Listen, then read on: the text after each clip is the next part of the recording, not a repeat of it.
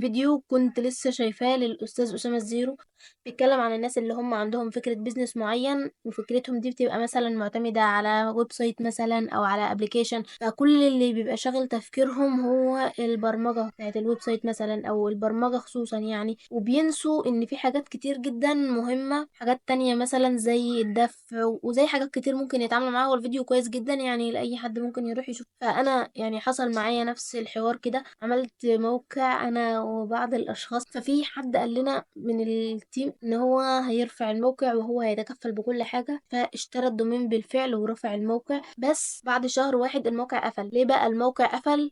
بسبب حاجات كتير ما كانش معمول حسابها، وبالظبط نفس التفكير بتاع ان البرمجة هي اهم حاجة ومفيش اي حاجة تانية مهمة. يعني اول حاجة مثلا التسويق، لما ما بيكونش في تسويق للموقع طبيعي مفيش ناس بتزور الموقع، فانت بتدفع للموقع بس ومفيش عائد بيجي منه، انت مجرد بتدفع عشان هو الموقع موجود. غير كده الناس بتكون مفكرة مثلا ان الاعلانات على الموقع هتتحط من اول يوم، فلا.